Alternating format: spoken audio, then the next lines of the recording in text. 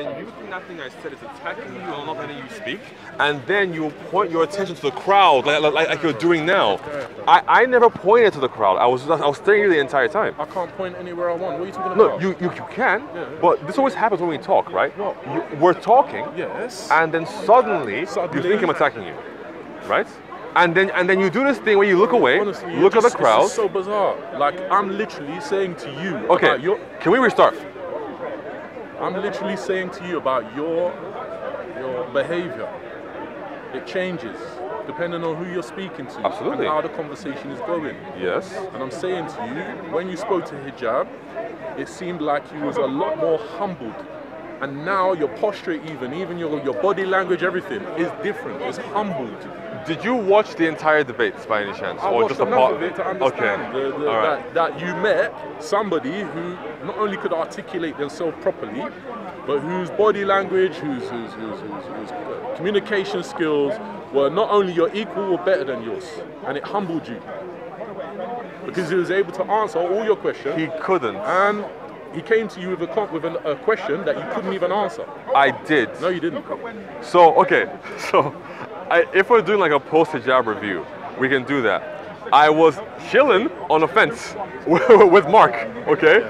So I was literally leaning on a fence like this. I stayed leaning pretty much the whole conversation, right? So if my body language was different, yes, I was relaxing.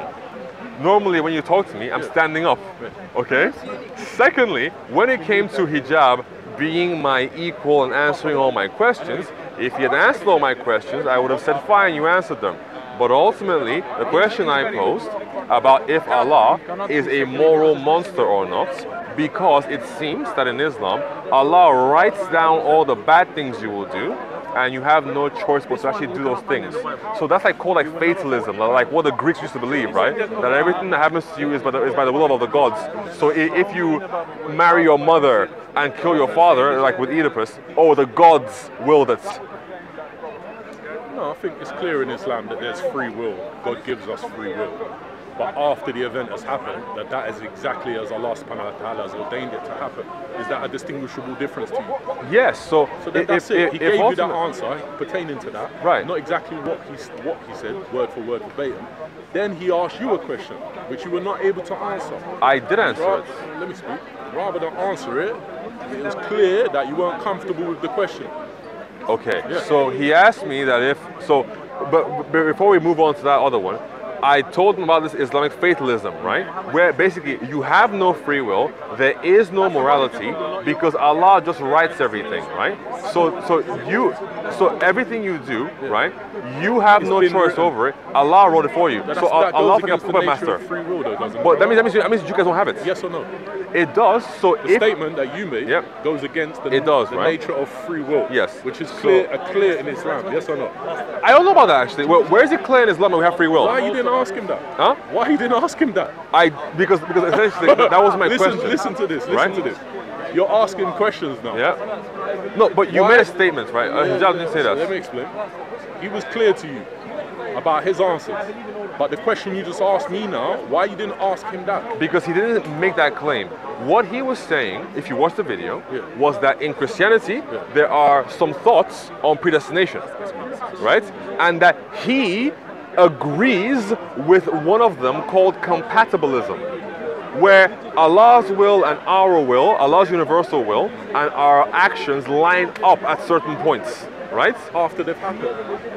Well, sure, like they happen for us, but Allah has already known about these things beforehand because He wrote them down. After they've, yes, obviously He knows beforehand. But my issue, after it's happened, He can claim that is Allah's will. Right. Yes or no? But my issue with that, sure thing. But here's the issue with that. The person still has free will. Okay, they don't have free will. Come on. Can I show you the hadith? I'm gonna read it together. Yeah. So I couldn't find it. What is shahada? Huh? What is shahada? It's a proclamation of faith. And did people have free will to choose?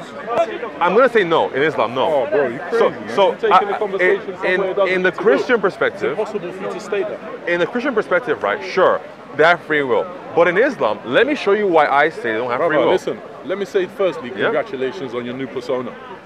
Which is what? Because it's a lot more listen, hear, speak. I prefer that. I version was of you. doing the same thing. Go watch But it. it had to take you getting admonished by one of the brothers before you got there. Absolutely not, man. Oh, bro. If you didn't watch the entire video, then you can't really say that. But I mean, you know, if you say so, Listen, go the for parts it. of your character are very likable. And all I'm you doing is seen that giving you before? due diligence. Bro. Okay. Yeah, that's it. So, if we look, for example, at this hadith here, concerning the idea of predestination, right? You tell me what you take from this. These are questions that you need to ask the brother Hijab. No, and that was What are you the doing? very question I asked him. That was the very question I asked him, right? The hadith concerning you during the deeds of the people of paradise. Let me go and find brother Hijab who come and answer to you. Well, it was the same question. If you can find him, go ahead. I'll but go now. I'll go I and think ask him you to need to see it for yourself, actually. I prefer, all I was coming to tell you is I prefer this version of you. Well, if you think so, but I would say if you feel like this version of me, right, then don't go watch the whole debate, because unfortunately the version you don't like comes out towards the end. So you know, am I missing this thing again?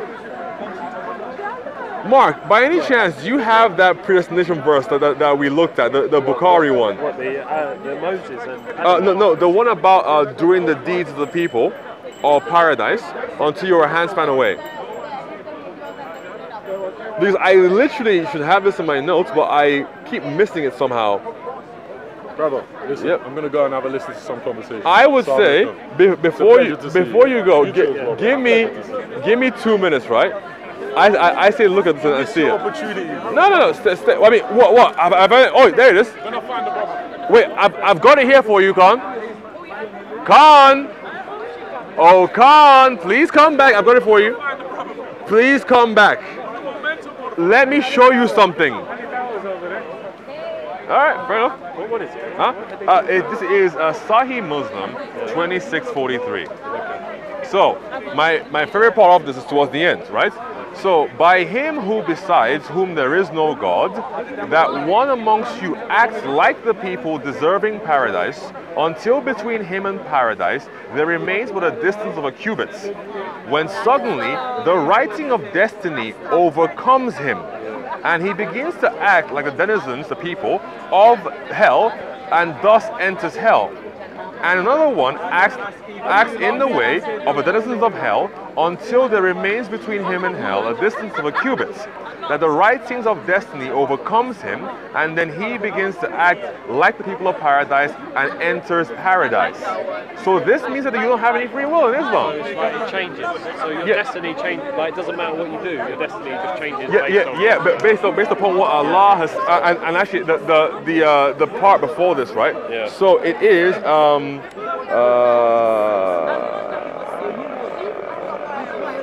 okay, so let me just read the whole thing, right? Yeah. Verily, your creation is on this wise.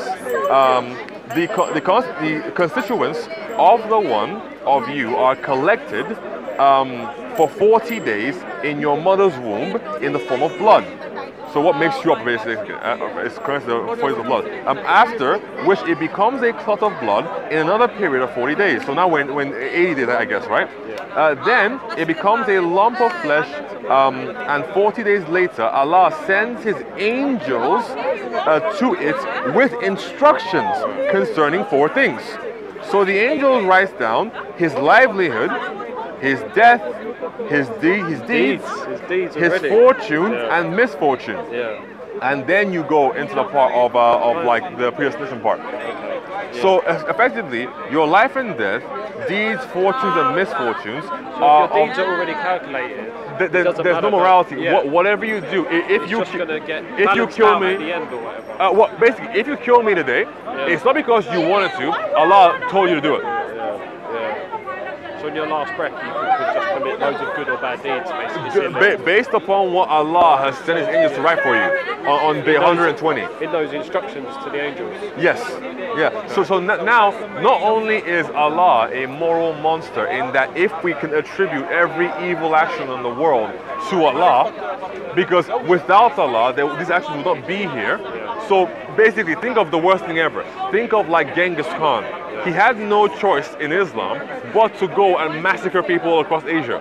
Hitler had no choice in Islam but to go and start World War II, kill a bunch of Europeans, kill a bunch of European Jews, kill a bunch of Africans, everything. Hitler couldn't do anything but. So that hadith is saying it's Allah's instructions. Yes. Yeah. So Allah already deemed that Hitler would do what he did before Hitler was born. And the same lies for me and you if you believe in this idea. This is like we just reject it, basically. Yeah. Like Allah's instructed us to reject it. Yep. So the reason you're a Christian and I'm a Christian is because Allah wrote that we were Christians. Yeah. So you can't pick, only Allah can. So it's fatalism. It's no different from what the Greeks believed, right? Like Perseus had no choice but to do what he did because the gods like wrote it out for him. So even if he tried to change destiny, he couldn't do it. Or Odysseus couldn't do the same thing. Prometheus couldn't do the same thing. When it even came to like the Olympian gods, even they were subject to fate. So whatever were actions they would actually do, they couldn't help but be subjected to like what fate had in store for them. So if Kronos was told by the fates that one of his kids would kill him, and so as a result he started to eat all of his kids, except for one, which came and killed him, it was actually by him trying to avert what fate had for him that would cause him to be killed. And that's the same thing in Islam, it seems. But hey, come to Christ, leave Islam, man. That's the end of things. Christ is king. Christ is king.